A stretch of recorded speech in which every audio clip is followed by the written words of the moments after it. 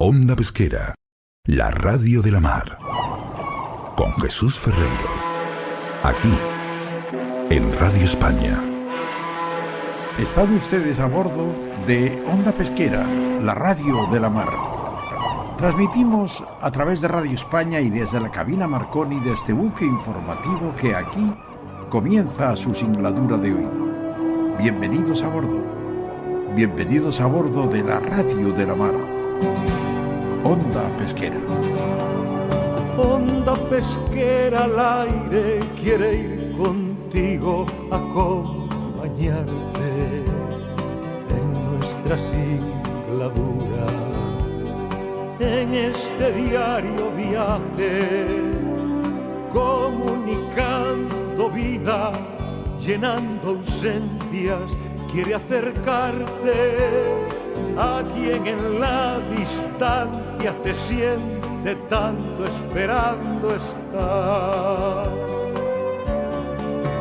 De frente, Onda Pesquera. Existen tres clases de hombres: los que viven, los que mueren y los que están en la mar. Contra viento y marea, sin miedo al temporal, navegamos unidos, la gran familia de la mar. Desde la ciudad de Santander y a través de Radio España, estamos transmitiendo para los 7 mares y los 5 continentes Onda Pesquera, la radio de la mar.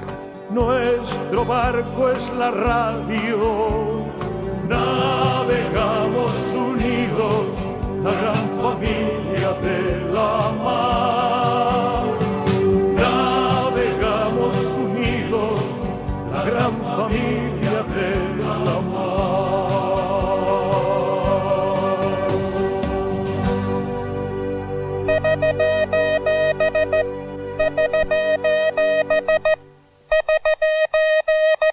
Buenos días, buena gente de la mar. Empezamos mal, muy mal, este año 2023 para la pesca española. Si ustedes recuerdan, cuando en el Ministerio de Pesca de España tiraban cohetes y brindaban con champán para celebrar la firma de un acuerdo pesquero con la Comisión Europea para este año que acabamos de empezar, yo les dije que ese acuerdo era un mal acuerdo, que iba a empobrecer todavía más a una gran parte del sector pesquero español. Y, por desgracia, así ha sido.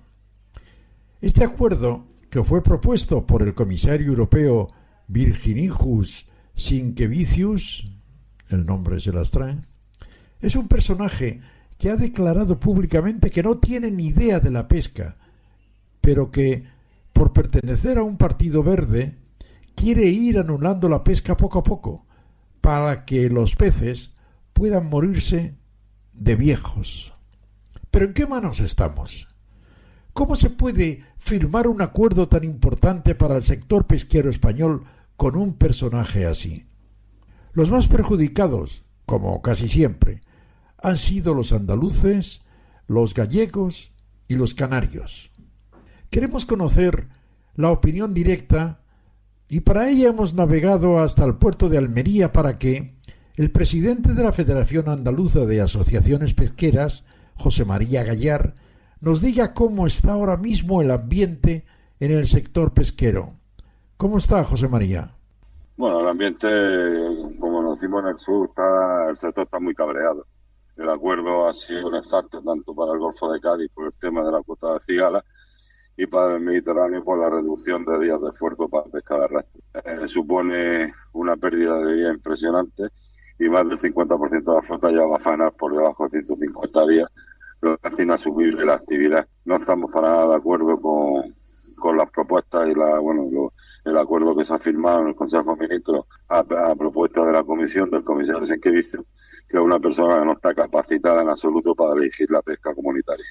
Ahora quiero haceros una pregunta muy simple. ¿Quiere de verdad el gobierno español eliminar el sector pesquero de nuestro país? Todo apunta a que sí, porque escuchen las noticias solo de esta última semana. El gobierno va a revisar la gravedad de las infracciones en materia pesquera y va a castigar con elevadas multas, las más elevadas de Europa, a los pescadores españoles que incumplan el reglamento o simplemente, por ejemplo, que el patrón del barco se equivoque con un dato al apuntar las capturas en el cuaderno electrónico. Las multas para los pescadores españoles son las más altas de la Unión Europea. Además, son injustificables y gravísimas. ¿Qué sucedería si esto fuese al revés? Es decir, si cada vez que el gobierno se equivoca tuviese que devolver el dinero cobrado vía impuestos, ¿sería eso justo? Yo creo que no, porque no guarda proporcionalidad la falta cometida con el castigo impuesto. Y si no es justo para el gobierno, ¿por qué lo aplican a los pescadores? Pero esta no es la única mala noticia. El sector pesquero brama contra el gobierno por no haber incluido la rebaja del IVA en los precios de venta del pescado. Esto es grave porque se va a desmotivar el consumo de pescado. Si el consumo de pescado disminuye, eso va a influir directamente en la salud de los españoles. Y si eso sucede, ¿quién será el responsable? Deseo hacer una inocente pregunta. Si el gobierno continúa masacrando al sector pesquero español, ¿qué puede pasar?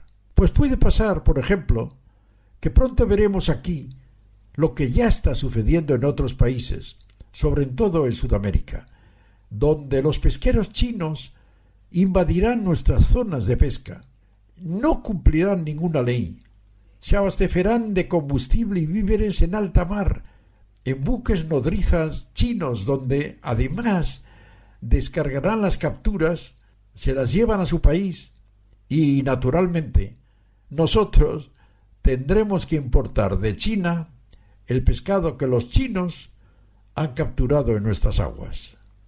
Una pregunta inocente. ¿Cuánto dinero hay detrás de esta operación? ¿Qué va a pasar con los miles de familias españolas que viven del sector pesquero? Solo tengo una respuesta. Que Dios y nuestra patrona, la Virgen del Carmen, se apiade de nosotros. Buenos días, buena gente de la mar.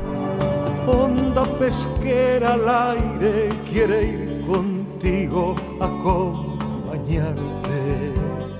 A pesar de todo, nosotros continuamos aquí, en Radio España, en Onda Pesquera, la radio de la mar, cumpliendo con nuestra obligación de defender siempre, pase lo que pase, al sector pesquero español.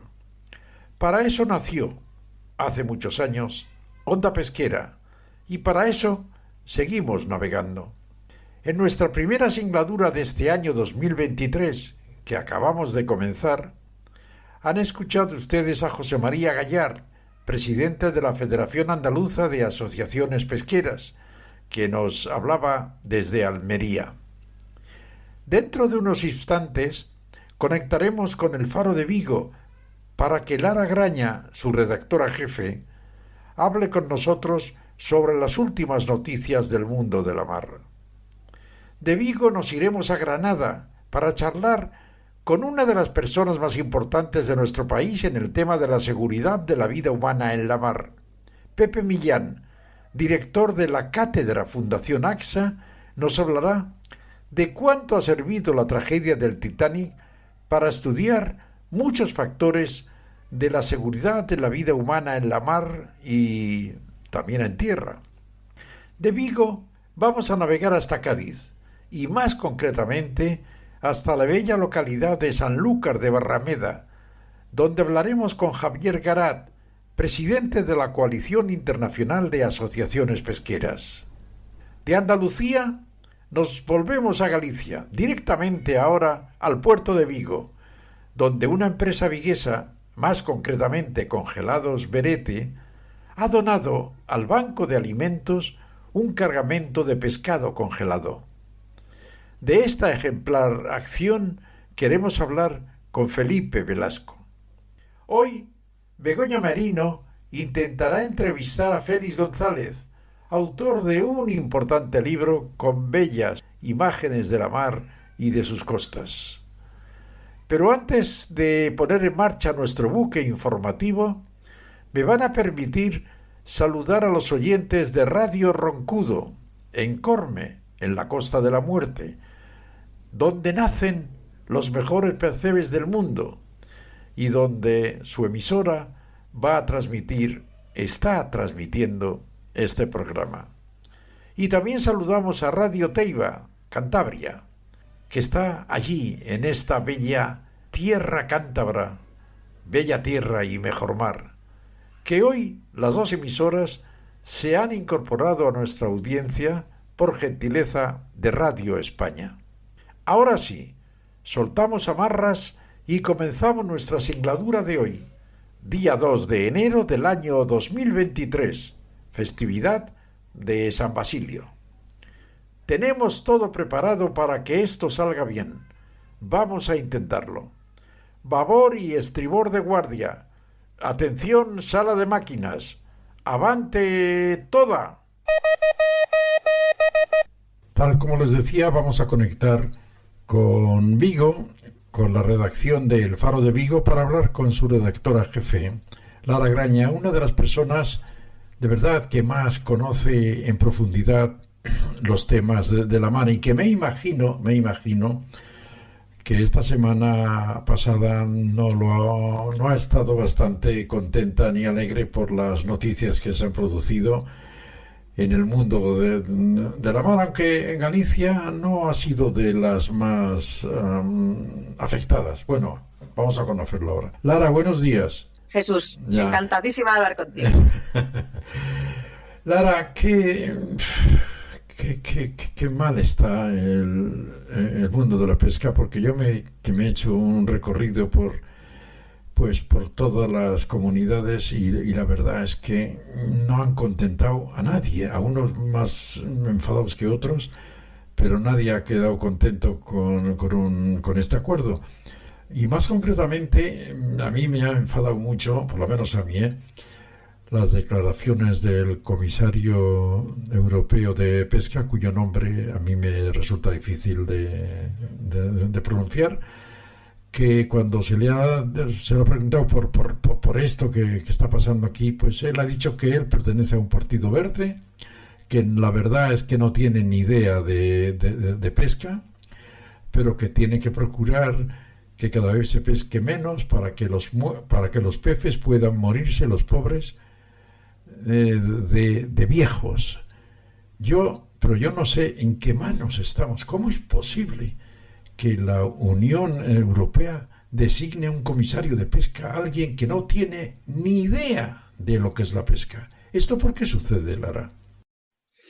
Pues fíjate, Jesús, que las personas que han precedido a este hombre, voy a intentar decirlo yo, a Virginijus Sinkevicius, no es que hayan sido unos buenos precedentes tampoco. Bueno, Carmen Ubella pasó un poco sin pena ni gloria, pero tenemos que acordarnos de María Damanaki, que fue la impulsora de la política pesquera común, que poco que le faltó querer convertir toda la fachada atlántica en un acuario inmenso, donde no poder pescar más que ver los pececitos pasar.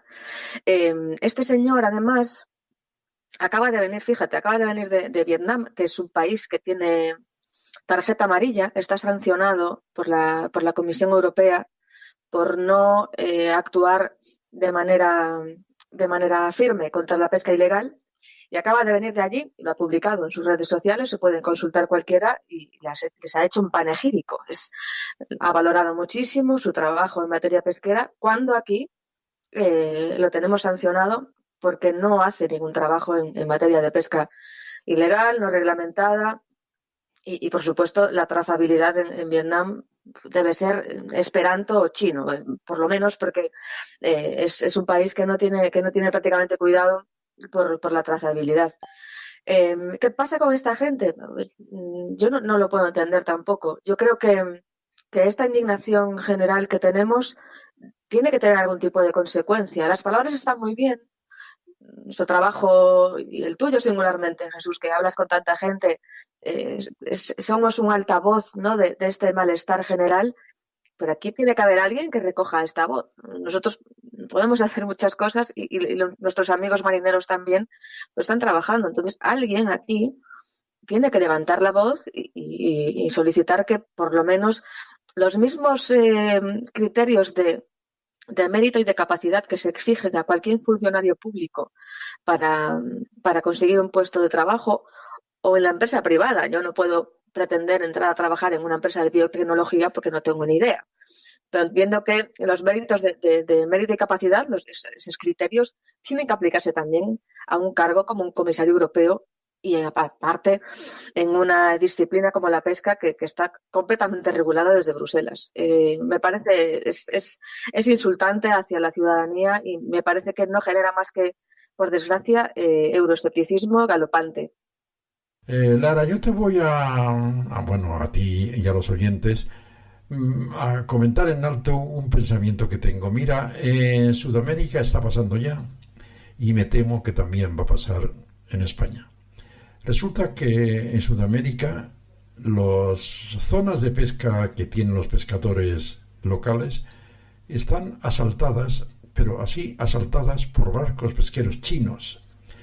Barcos pesqueros que capturan ilegalmente absolutamente todo, hacen gasoil y descargan su carga de pescado en unos buques nodrizas que los llevan a China, y luego desde China naturalmente exportan ese pescado a Sudamérica.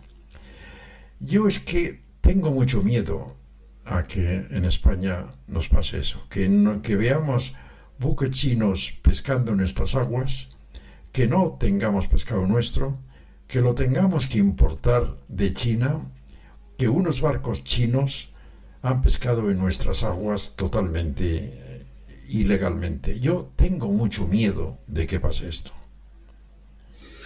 Pues yo creo que es un miedo, bueno, compartido conmigo, desde luego, Jesús, pero yo creo que es un miedo que no es una ensoñación. Hay una resolución muy interesante, no sé si la conoces, del Departamento de Tesoro de Estados Unidos de hace 3 o 4 semanas, en el que pone unas multas muy severas a 2 empresas pesqueras chinas. En uno de los casos que relata, que es terrible, había barcos faenando en lo que conocemos como la milla 201 enfrente de las aguas jurisdiccionales de Argentina y otro en el Pacífico, cerca de las Galápagos. Describe 8 meses de una marea ininterrumpida, esto que dices tú del bunkering en alta mar y la descarga en los reefer, y que habían fallecido, no recuerdo si eran 5 o 6 marineros de nacionalidad china o indonesia, no lo concretaban, y los habían tirado por la borda. Como si fueran ratas, no. Y esto es lo que acabas de decir tal cual. Y después lo que hacemos es elevar las importaciones de países con tarjeta amarilla, que son, hemos elevado, creo que ha sido como un 40%, en el último año solo, lo hemos publicado hace poco, las importaciones de países que están sancionados por la Comisión Europea. Panamá, Ecuador, China, Vietnam, es lo que nos queda. Quiero decir, esto que se ha hablado de la soberanía alimentaria con el COVID, tenemos que tener soberanía alimentaria, después con la guerra también. No depender tanto de otros países, tener aquí nuestras propias plantaciones de maíz, de trigo, tener nuestro propio pescado. ¿Eso dónde ha quedado exactamente la Comisión Europea? Porque podemos escuchar a la presidenta de la Comisión, a la señora von der Leyen, que con toda su buena intención seguramente dirá muchas cosas de la soberanía alimentaria, pero después en materia de legislación, oiga, vamos a ver, que usted ha prohibido aquí pescar jurel, tiene que ser solo accesoria después de haber podido faenar 75.000 toneladas. ¿Pero esto qué es? Ha desaparecido, de repente se ha ido el jurel al Caribe. Es que no se entiende absolutamente nada. Por eso es lo que comparto contigo, ese temor que tienes, porque no. Es que parece que es lo que estamos buscando. Aquí dedicarnos a hacer 4 microchips, que con eso como si se pudiera comer, y después todo lo que es la red socioeconómica empresarial de la costa, pues depender de terceros países que no cumplen ni el respeto a los océanos, ni por supuesto el respeto de seguridad laboral de sus tripulantes y sus trabajadores en tierra, pero bueno, como están lejos no lo vemos. A mí es la impresión que me da y comparto tu temor, claro que sí. Otra cosa, Lara, que a mí me ha fastidiado muchísimo es que han eliminado el IVA de muchos productos de alimentación del campo, pero los de la mar no, el pescado no. Y eso puede influir en que las personas que vayan a comprar a un súper, a una grande superficie y entren en el supermercado, lleven en la cabeza que el pescado tiene IVA y es más caro. Y se va a reducir el consumo. Y tenemos que decir muy claramente, primero, que en el pescado el IVA tampoco repercute mucho, pero que si vamos a un supermercado con el pensamiento de que el pescado es muy caro y no compramos pescados, hay que decir que la falta de pescado en la alimentación humana es muy importante para encontrarse bien, para la salud, y si bajamos el consumo de pescado puede repercutir en general en la salud de nuestros compatriotas. Por lo tanto, yo animo, y supongo que tú también, que a pesar de no haber eliminado el IVA por parte del gobierno, continuemos consumiendo pescado, porque hay miles y miles de familias que lo necesitan, y sobre todo está en juego también la salud de todos nosotros. Claro que sí, el pescado tiene el IVA reducido del 10%. Yo creo que a mí me parece que ha sido un error por parte del gobierno, porque en el momento en que se nos transmite que se reduce el IVA de los productos de primera necesidad y nos incluye ahí el pescado, ya mandas un mensaje bastante directo a la población. Y después es un aspecto que nos confiaba esta semana Javier Garat, el secretario general de Cepesca, en el momento de la elección. Tienes dos productos delante de ti y tienes uno con una tributación y otro que no la tiene, pues habrá familias que elijan otros productos que no son tan saludables, a mi juicio, no soy nutricionista, como es el pescado. De todos modos, como acabas de apuntar, pues es un IVA reducido y el pescado no es ni muchísimo menos de los productos que en esta escalada de inflación más ha subido. De ninguna de las maneras.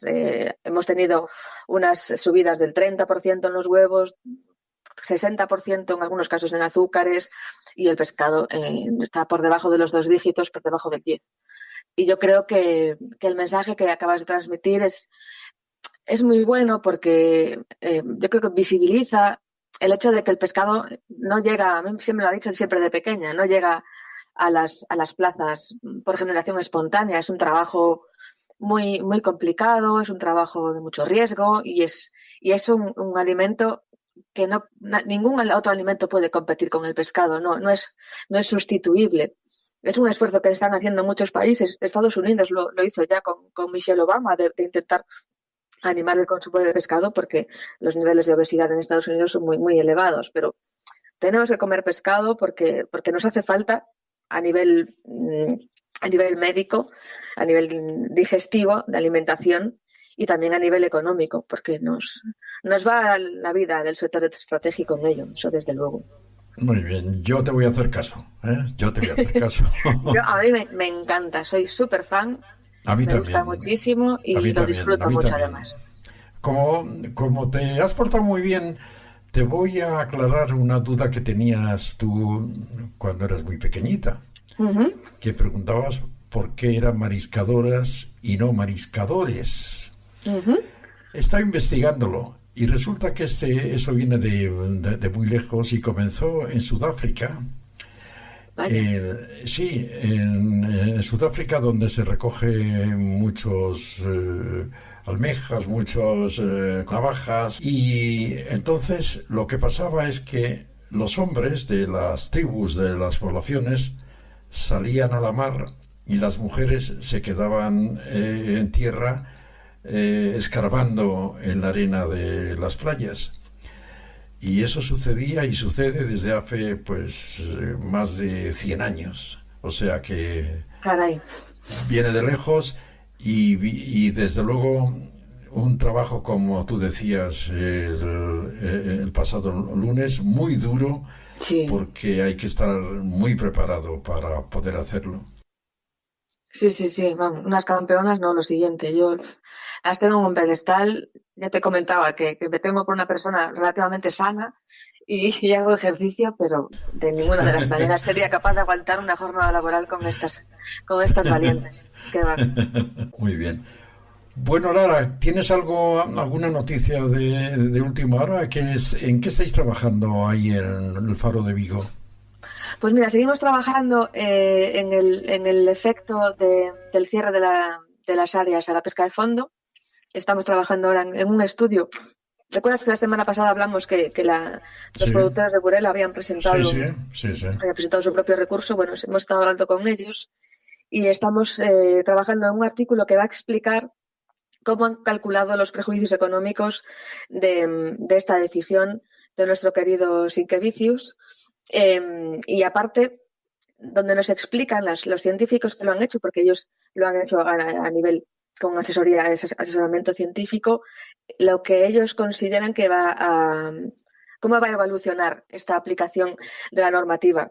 Y ya te anticipo que son noticias muy malas, lo estamos trabajando poco a poco, es una información bastante densa, pero lo que concluyen los asesores científicos es que no va a ser sostenible la actividad pesquera en las aguas comunitarias si la Comisión Europea prosigue con esta ambición de cerrar áreas a la pesca. Claro, qué pena. Pues sí. ¿Ya habéis sacado el extraordinario de cada año, el anuario del Faro de Vigo?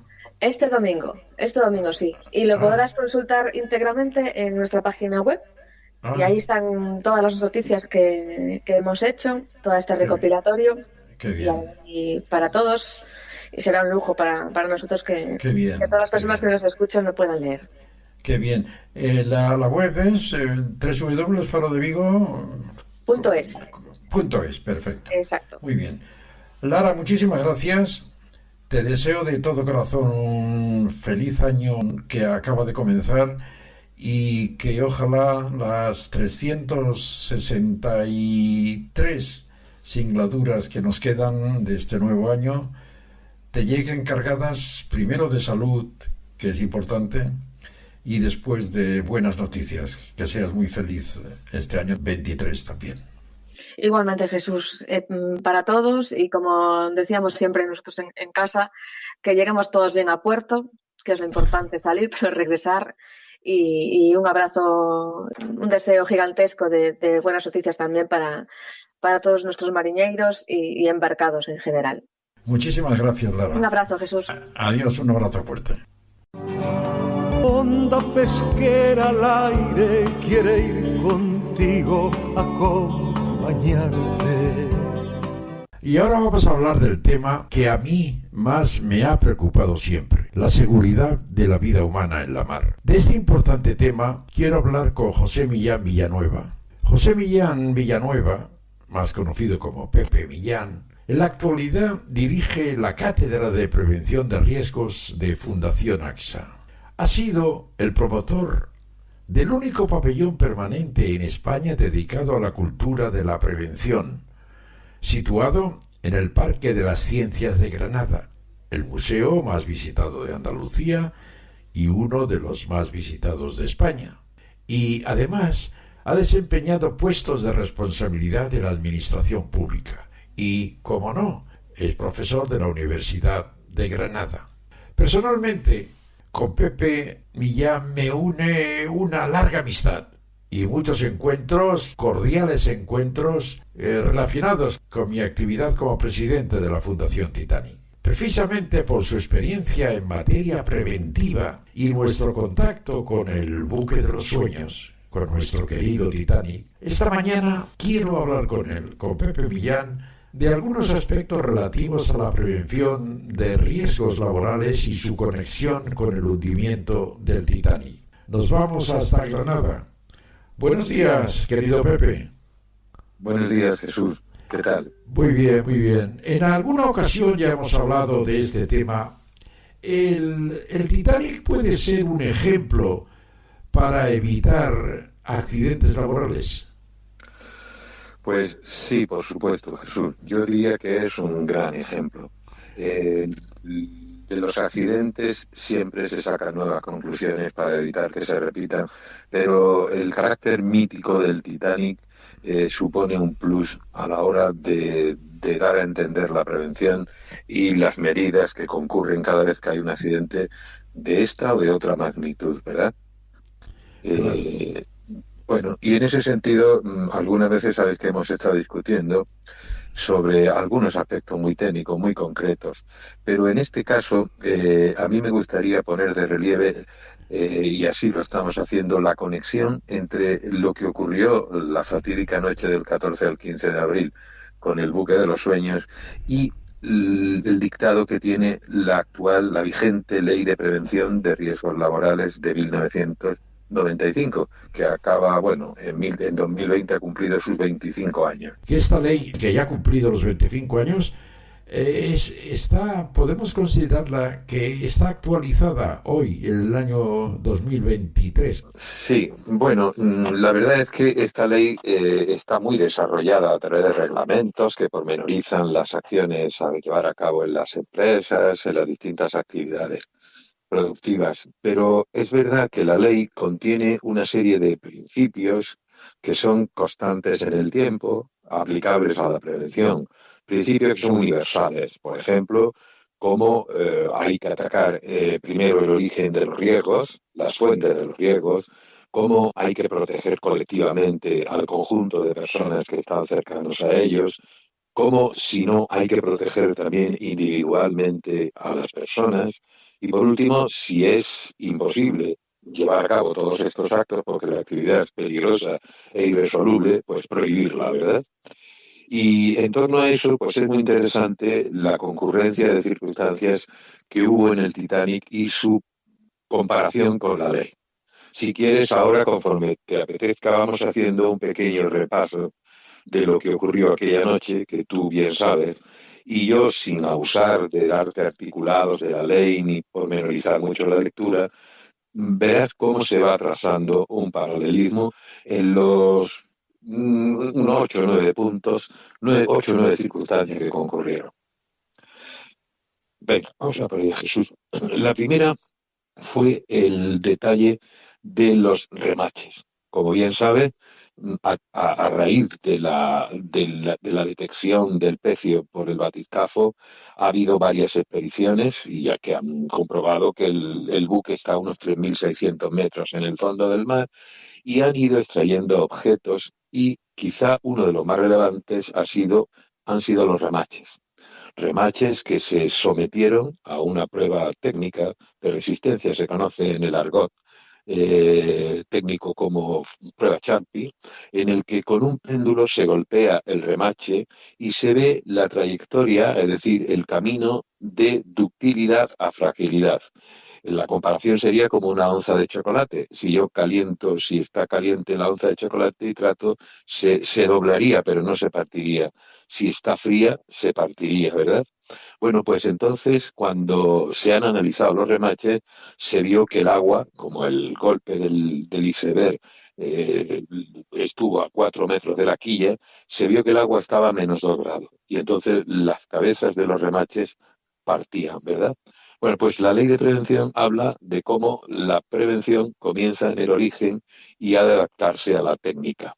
Es verdad que en aquellos entonces, como bien sabes, el Titanic disponía de un solo casco, no existía la soldadura eléctrica y las chapas tenían que unirse con remaches, con estos remaches de dudosa calidad por el estado de la técnica en aquellos tiempos, en aquellos 3 millones de remaches que llevaba el Titanic aproximadamente, pues fue una de las causas por la que el buque fue abriendo los distintos compartimentos, ¿verdad?, con el roce.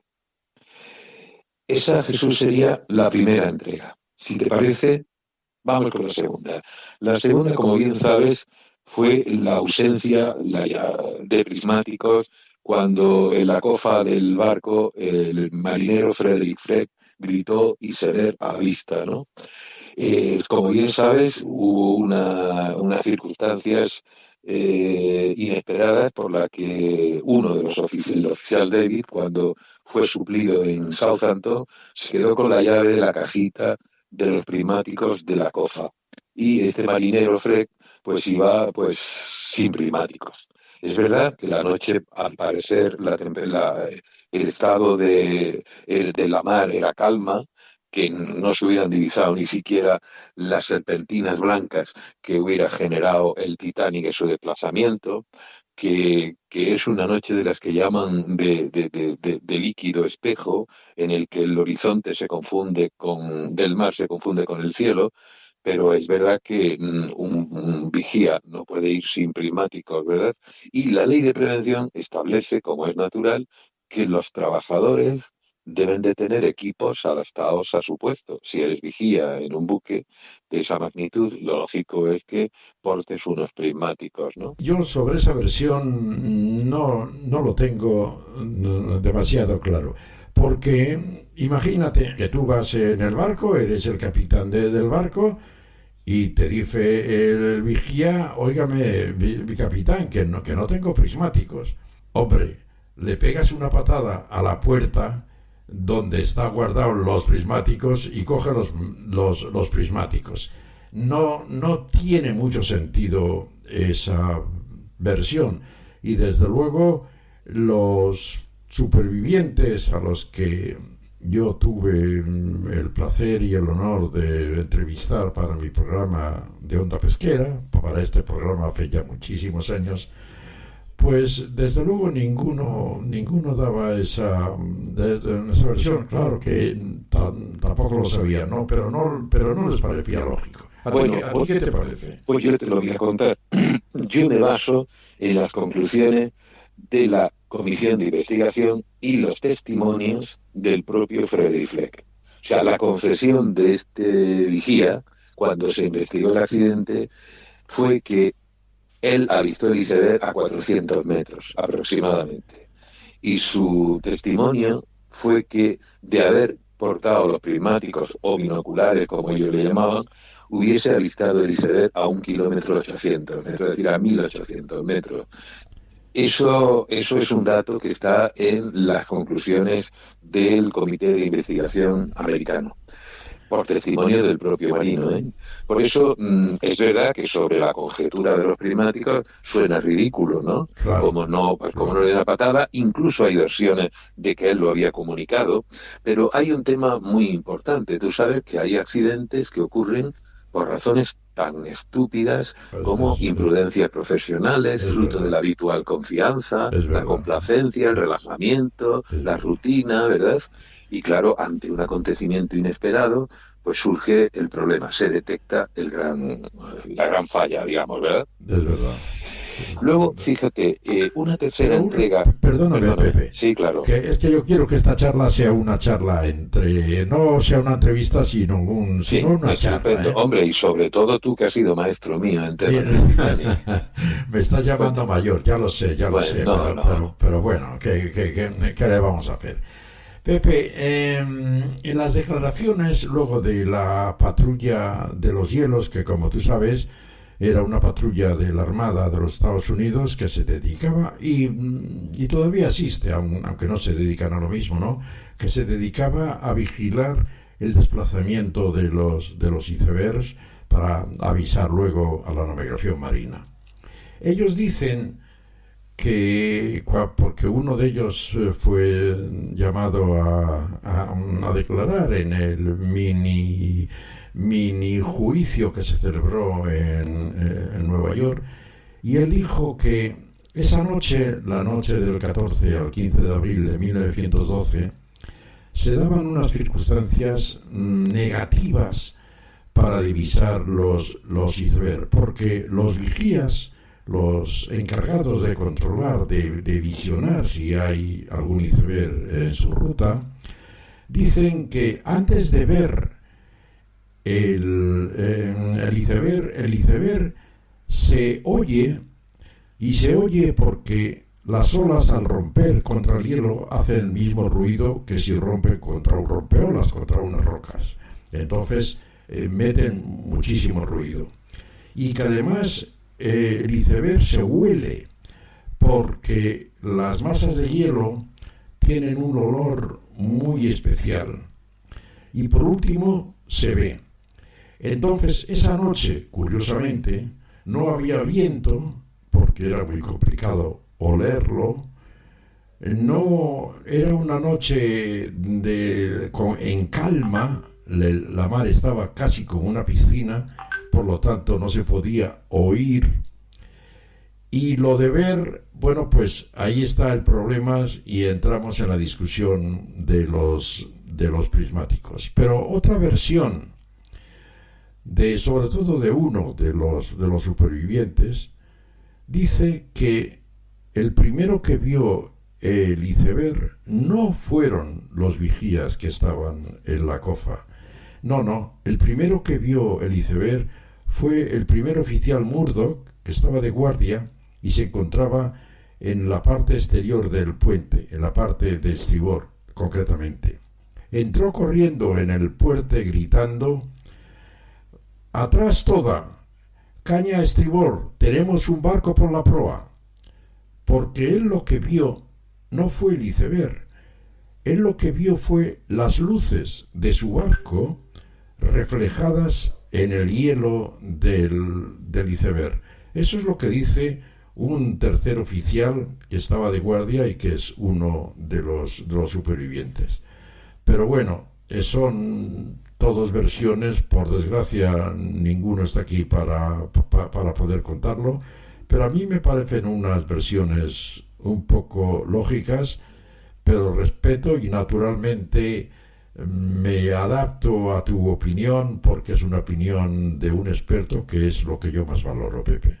Bueno, Jesús, en el fondo estamos diciendo prácticamente lo mismo. Es decir, yo te decía que la noche era una noche calma, que se confundía el horizonte con el cielo y tal, y que no se veían las estelas que dejan las olas blancas, porque el iceberg venía calmo y tal. Ya lo de Murdoch, la versión que yo había estudiado era que tras el grito, Murdoch reacciona. Efectivamente, fue el primer oficial que reaccionó y dijo, como tú bien has dicho, todo a estribor, van motores, etcétera, etcétera, etcétera. Por cierto, que sobre esa maniobra que hizo Murdoch ha habido muchísima controversia.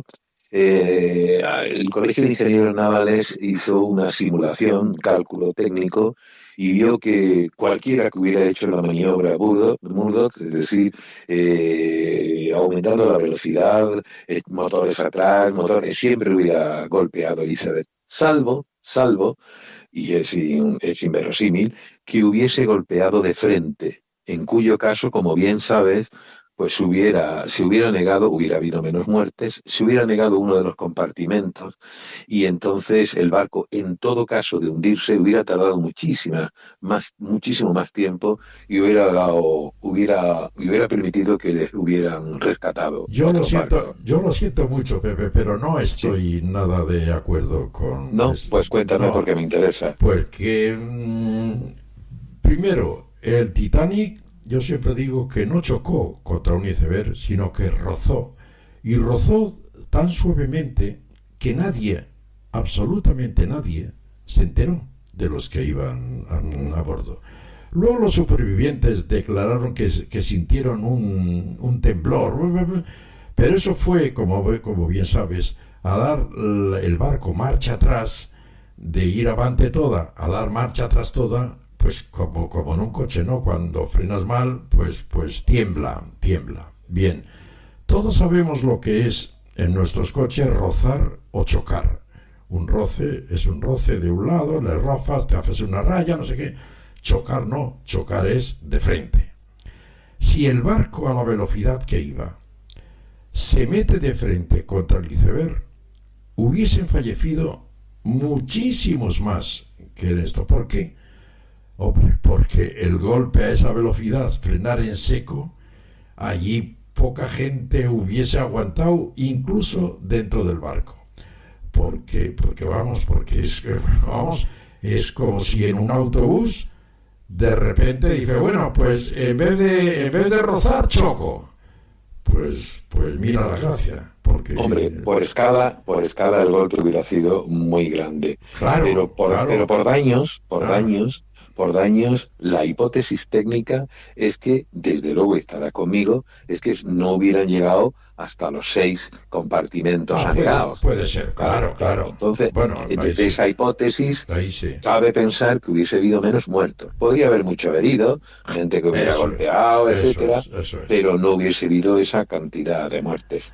Y luego, fíjate qué curioso, en cuanto me decías que no se detectaban los iceberg, que era difícil verlos y tal, efectivamente, yo pasaría a la tercera entrega. Muchísimas gracias, Pepe, por esta interesantísima charla que, naturalmente, continuaremos en nuestro próximo programa. Gracias, Pepe Millán, director de la Cátedra AXA de Prevención de Riesgos, y felices 363 singladuras de este año que acabamos de comenzar. Onda pesquera al aire quiere ir contigo a acompañarte.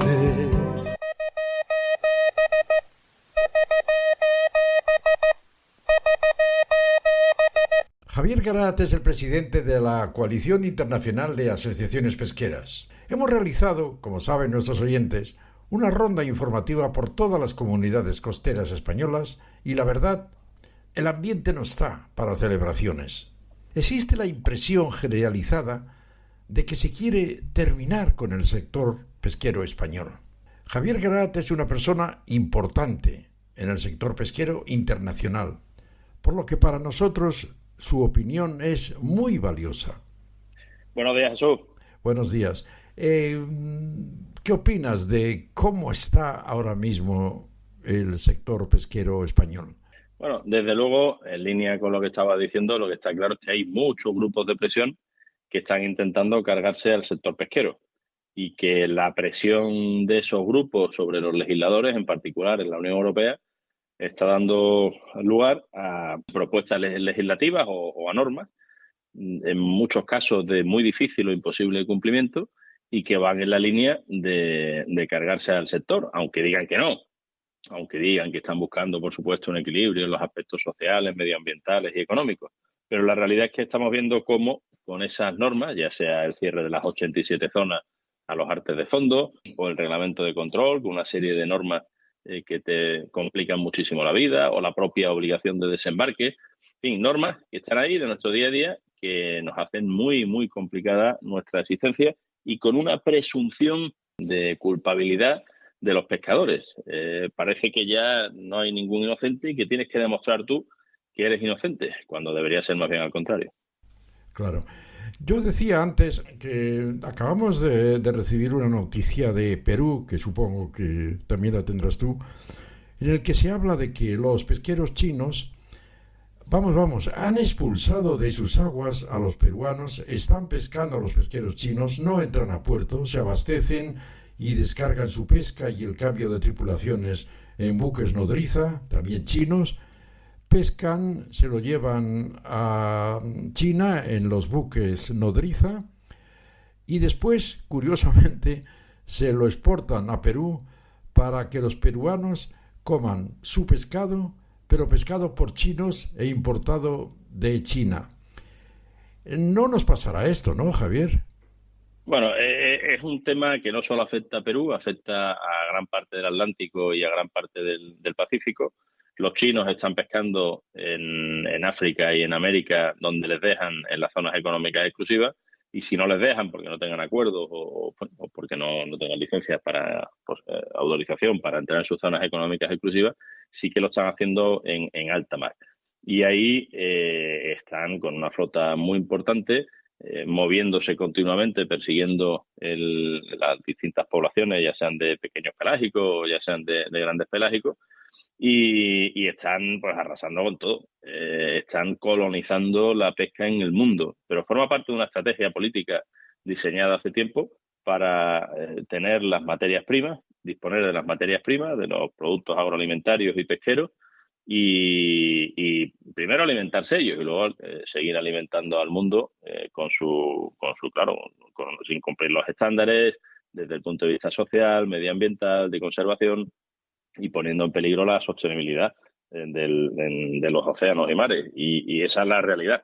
En cambio, nosotros estamos en la Unión Europea con unos estándares altísimos y, como decíamos antes, con 1000 normas imposibles, muchas de ellas de cumplir, que nos complica la vida y que hacen que no seamos competitivos con relación a esta flota y que tarde o temprano, si seguimos así y si no se apuesta por esa soberanía alimentaria en la Unión Europea, pues vamos a acabar dependiendo de esta flota china, de estas empresas chinas, que al final mandarán sus productos aquí más baratitos, pero a costa de nuestro sector.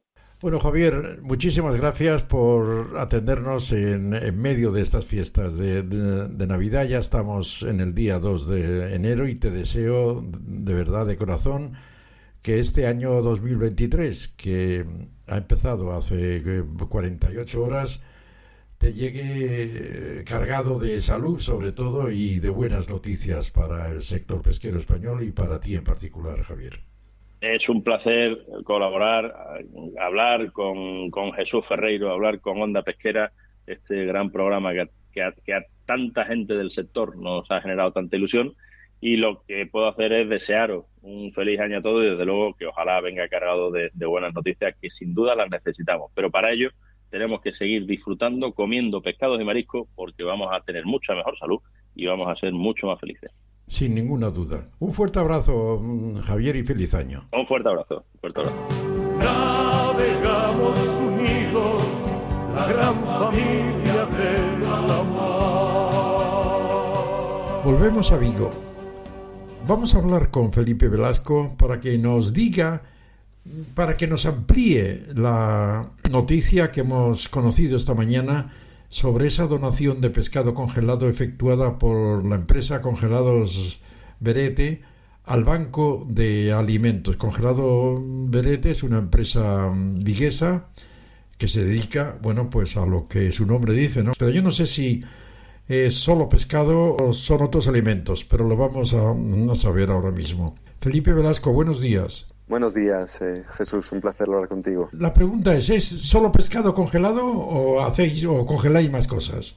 No, actualmente solo pescado congelado. Pescado congelado mayormente a bordo de buque, congelado en alta mar. Se congela una vez pescado, ¿no? Contamos con la confianza de sobre todo armadores locales, ¿vale? Aunque hacemos importaciones también, armadores que tienen barcos, pescan en alta mar, son barcos que están pues temporadas largas, meses, pescando en el medio del océano, y ese pescado es congelado efectivamente al poco de ser capturado, con lo cual conserva las propiedades muchas veces mejor que pescado fresco. Sí, eso lo he dicho yo siempre. Yo soy un consumidor de pescado congelado, pero eso yo siempre lo he dicho, cuando me dicen pescado congelado y tal, no, si el pescado congelado es más fresco que el que está, porque se congela inmediatamente después de capturado. Son horas, o sea, parar el producto y sacarlo de la zona de pesca y poder congelarlo cuanto antes. Pues te digo yo, Felipe, porque yo me he encontrado con gente, ¿no?, que cree que se pesca muy lejos el pescado, que se trae a tierra y que se congela en tierra. Entonces me dicen, es que son muchos días en el barco, pero ¿cómo muchos días? Si es que se congela antes de 2 horas en cuanto se captura. Así, claro. Correcto, es así. A ver, efectivamente hay otro tipo de productos que es congelado en factoría, que se pesca en pequeñas embarcaciones y luego llega a tierra y se pesca. También hay buen pescado de ese tipo, ¿vale? Pero el Berete no es... La especialidad de Berete es el pescado congelado a bordo. También hacemos una parte de ese producto, pero que, repito, también las condiciones hoy en día no es como antes, han cambiado. Hoy los transportes hacia la fábrica son más rápidos, son mejores en mejores camiones, y luego la congelación en la fábrica, la preparación y el tratamiento del pescado en la fábrica es mucho mejor, ha mejorado muchísimo. Sin duda. Bien, y entonces una vez que vosotros donáis esos pescados congelados al banco de alimentos, ¿cómo los entregáis? O sea, ¿cómo es el tema? ¿Porque se puede descongelar en el camino o cómo? No, nosotros lo que hacemos es, aquí fue un trabajo de todo el equipo, ¿vale? Se se habló con el Banco de Alimentos qué producto podía interesar más y el formato. Entonces, date cuenta que habría que explicar a la gente una serie de cosas. Pero una caja de un pescado congelado a bordo suele ser una caja grande que puede pesar de 16 kilos para arriba, 16, 20 y pico kilos, depende del producto.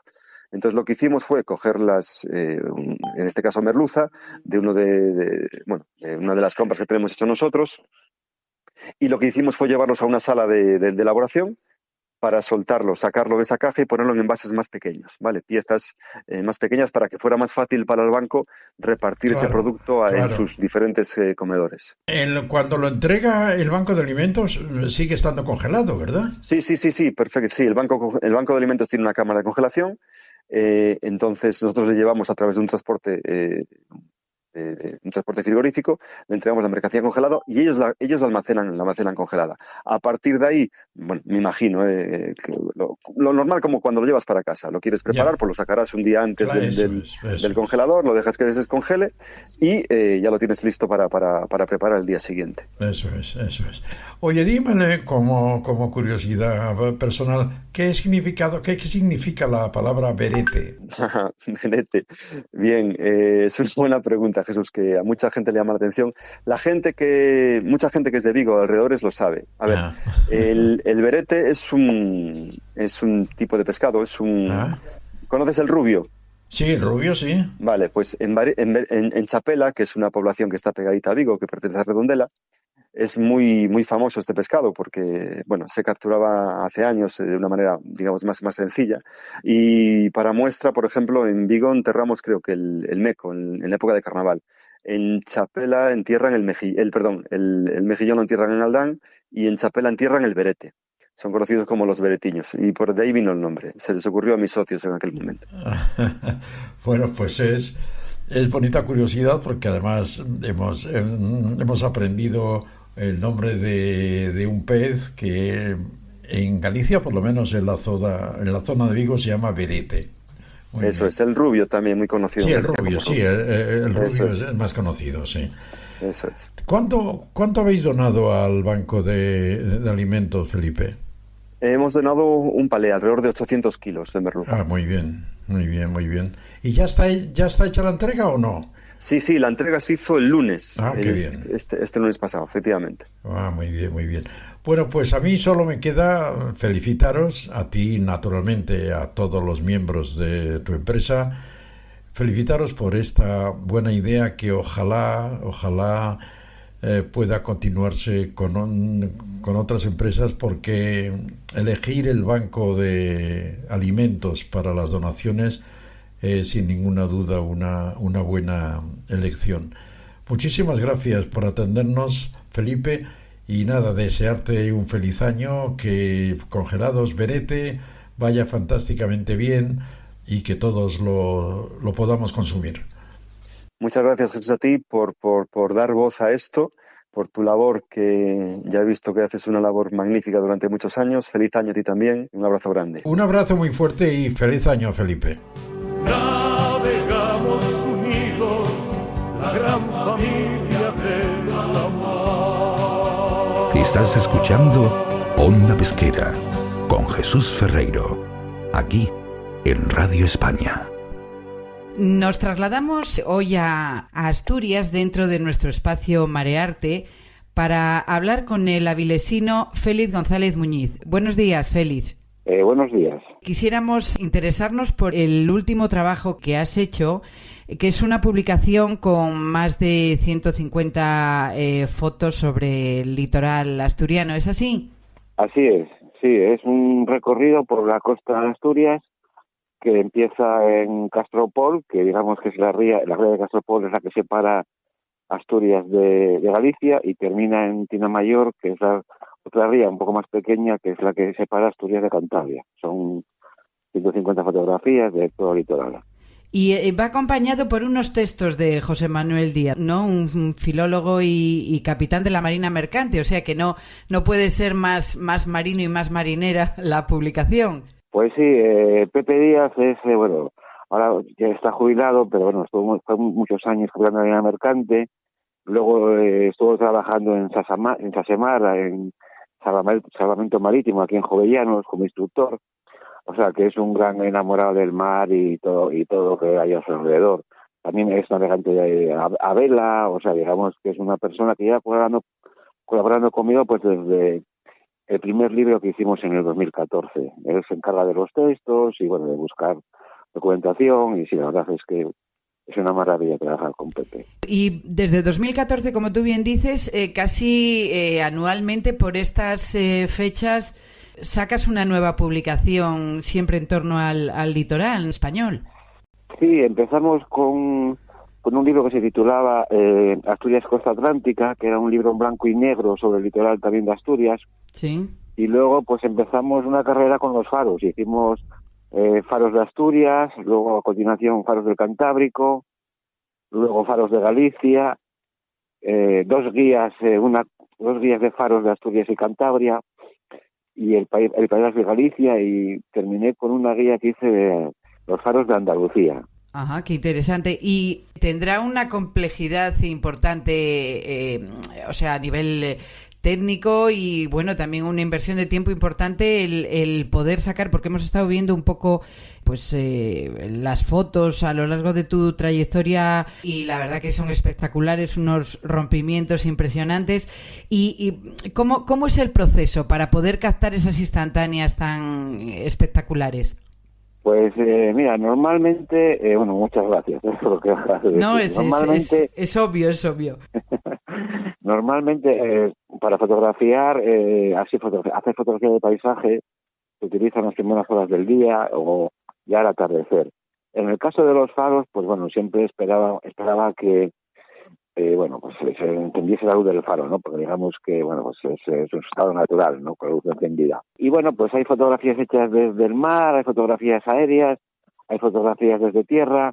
O sea, lo que queríamos buscar era todos los ángulos posibles y, bueno, pues con condiciones también, pues cuando hay tormenta o hay una luz, porque la luz es diferente, es una luz muy bonita, todo parece más luminoso. Bueno, pues y incluso el estado del mar también, ¿no? Hay fotografías que está en calma, pero sin embargo hay otras fotografías que, bueno, pues sí que está pues cuando vienen las típicas corrientes de Galicia, ¿no? Que son brutales, y bueno, pues el mar se embravece y luego pues están las olas, o sea, la espuma. Digamos que, bueno, buscamos un poquitín también que sea, pues eso, un poquitín diferente, ¿no? Un poco, que haya de todo, no solamente no solamente tormenta, sino calma también, porque bueno, al cabo del año pues hay condiciones muy diferentes. Claro, y por ejemplo, entre Andalucía, entre la costa andaluza y la costa cantábrica, el mensaje para ti como observador, ¿cuál es la principal diferencia entre el mensaje que recibes tú como observador de esas instantáneas? Bueno, pues bueno, aquí en el norte, pues digamos que lo que son los acantilados, y estos son unos acantilados bastante rectos, son unos acantilados de 80, 90 metros de altura. Luego, pues bueno, el litoral es muy diferente, la luz es diferente, las playas son totalmente diferentes, los pueblos, incluso la ubicación de los faros. En Andalucía no hace falta, bueno, en algunas zonas, sobre todo en la zona de Cádiz, no hace falta poner los faros muy altos, los faros ahí están a nivel del mar prácticamente, porque no hay casi acantilado, ¿no? Entonces, en Asturias los faros son más pequeños de altura. ¿Por qué? Porque el acantilado está ya a 60 o 70 metros, no hace falta subir tanto, o sea, que la torre del faro sea tan alta. El faro más alto de España está en Chipiona, es un faro que tiene 64 metros de altura. Y aquí, sí, es el más alto, bueno, es una maravilla de faro. Y aquí, pues, ya te digo, el faro de Peñas, por ejemplo, simplemente el acantilado que hay en Cabo Peñas son 80 metros. O sea, que el faro tiene, pues, con 15 metros ya pues, bueno, ya hace un alcance de luz de más de 35 millas de distancia, ¿no? O sea que la diferencia es muy grande. Y luego, bueno, pues también, pues, no sé, en Asturias, pues, tenemos muy cerca, pues, los picos de Europa, se ven nevados desde el mar.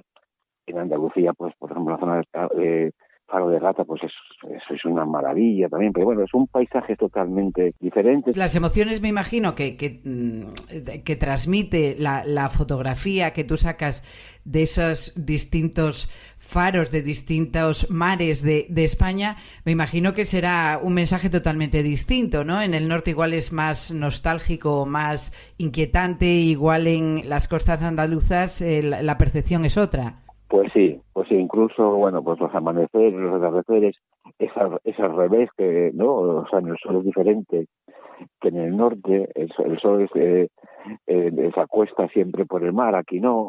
O sea que digamos que no tiene nada que ver. Y luego pues la calma, ¿no? Que transmite pues el Mediterráneo, la serenidad, el Cantábrico, efectivamente. Es decir, el Cantábrico es mucho más bravo en un momento dado, no sé. No tiene nada que ver, sí. ¿Qué es lo que te llevó a centrarte en esta temática? Porque no es un tema más a lo largo de tu trayectoria, sino que es recurrente desde hace muchos años.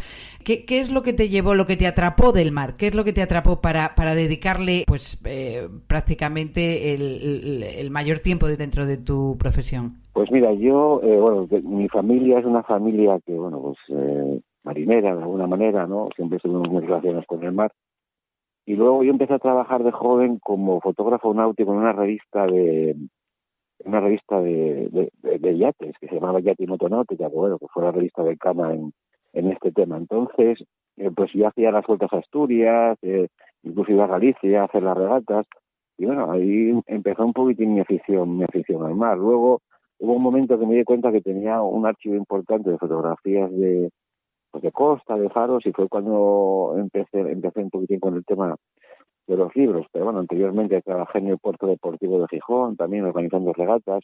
O sea que llevo una vida muy vinculada al mar desde que empecé con la fotografía, que hace más de 30 años, y bueno, y con mi familia, que también estaba muy vinculada al mar.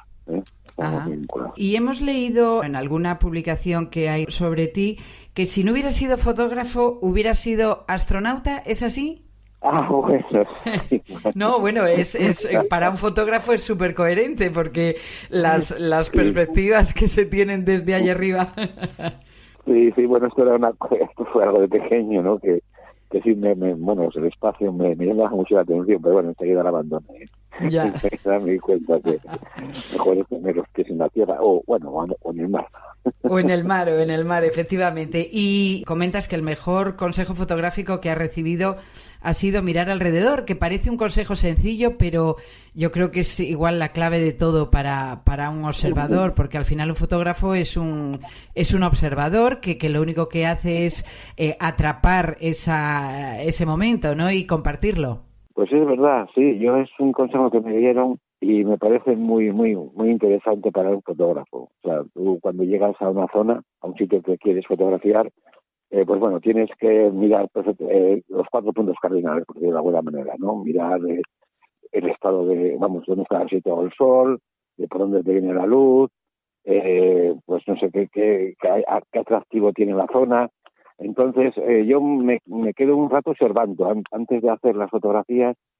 Pues sí me siento, bueno, o me quedo, estoy por la zona, incluso por ejemplo doy una vuelta para ver los distintos planos que se pueden hacer. Yo creo que es muy recomendable. El fotógrafo no tiene que tener prisa, el fotógrafo tiene que, bueno, pues acondicionarse un poquitín a las condiciones tanto del paisaje como del tiempo. Entonces, bueno, hay veces que llegas a una zona a fotografiar, pues igual no está bien la luz, o no es el día apropiado, o yo qué sé, pues aparcaron 4 coches y antes te mataron la foto. Un trabajo de campaña, ¿no? Un trabajo de campaña previo. Efectivamente, es un trabajo de campaña previo, sí, tienes que conocer la zona y estudiarla un poco y bueno, y ver qué posibilidades tiene, sí, así es. Y sobre esta última publicación que has hecho, La Mar de Asturias, interesante para los amantes de la fotografía náutica o marítima, como también para cualquier aficionado, porque tiene una parte estética muy, muy, muy obvia, además del documento, una parte estética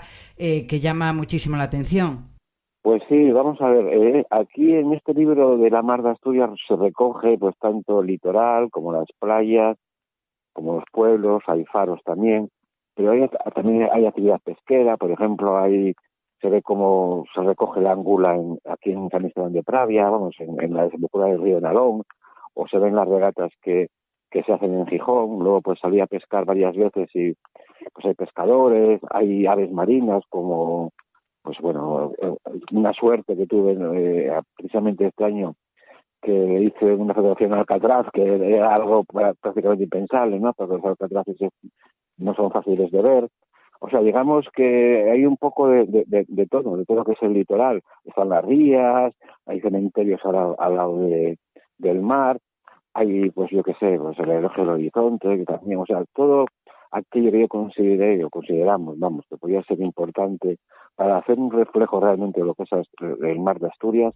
Creo que está en el libro. Sí, una visión global, ¿no? Una visión global. Efectivamente. Perfecto. ¿Y qué planes? Bueno, lo acabas de sacar ahora mismo, con lo cual está muy recién salido del horno, pero ¿qué próximos proyectos tienes a corto plazo? Bueno, pues a corto plazo lo que me interesa es intentaré terminar los faros de toda la geografía española. Ajá, o sea, qué interesante. Tengo unos 120 faros más o menos ahora, y me queda pues un poquitín la zona de Levante, o sea, Murcia, y bueno, pues subiendo hacia Cataluña, y luego pues Portugal. Portugal me interesa mucho también, porque Portugal tiene unos faros que están muy, muy, muy bien cuidados, y están en zonas muy, bueno, pues también muy, muy bonitas, y bueno, eso es lo que pretendo hacer pues de aquí en este año y pico, porque bueno, no es fácil, pero bueno, lo intentaré terminar los faros de toda la península ibérica. Qué interesante. Y si tuvieras que escoger una de esas imágenes que tú has capturado y que has compartido con todos los que han adquirido tus publicaciones, si pudieras quedarte con una, esto es muy difícil, pero o que te haya impactado por el momento en que la capturaste o por su propia belleza, como por ejemplo un faro a nivel arquitectónico, o por el paraje, o por el momento climatológico, ¿cuál sería esa instantánea? Pues bueno, como dices, es muy difícil, pero bueno, a mí me gusta mucho la zona del faro de Cabo Peñas, ¿no? Entonces la portada del libro de Asturias, los faros de Asturias, es una portada que se ve el faro, que es un faro muy majestuoso, y es un amanecer que, bueno, pues tenemos una luz muy especial, ¿no? Y bueno, pues yo me quedaría con esa foto, que no es una foto a lo mejor de las más impactantes, pero sí es una foto que refleja un poquitín lo que decías tú, esa atmósfera, ¿no?, que tienen los faros en un día solitario por las mañanas, que bueno, pues que sí, que a mí me transmite mucha serenidad, y pues, me encanta esta fotografía. Estupendo. Hay muchas más, ¿eh? Sí, pero bueno, está bien el saber un poco, para conocer al artista, pues saber un poco sus predilecciones, ¿no? Porque es muy difícil, es como si a un padre le dices con qué hijo me quedo, pero bueno, quiero decir que tiene mucho interés porque describe también al artista. Félix González, muchísimas gracias por estar en Onda Pesquera, y por supuesto que te deseamos unas felices fiestas y un año cargado de éxitos como el que estás teniendo con tu última publicación. Bueno, pues nada, lo mismo te digo, muchas gracias por estar en la antena en Onda Pesquera, y bueno, pues eso, que tengáis unas felices fiestas y un próspero 2023. Perfecto, Félix, un abrazo, gracias. Bueno, un abrazo para ti, gracias. Navegamos unidos, la gran familia de la mar. Estamos llegando ya a nuestro puerto de destino. Por lo tanto, aquí va a finalizar nuestra singladura de hoy, que, según las anotaciones en nuestro diario de navegación, esta ha sido la singladura número 6604 de Onda Pesquera, la radio de la mar. Gracias por acompañarnos. Os deseamos a todos que las 363 singladuras que nos quedan para finalizar este año que acabamos de comenzar os lleguen cargadas de salud y de buenas noticias. Esperamos volver a teneros a bordo dentro de 7 días. Brindamos por un feliz año 2023. De frente, Onda Pesquera.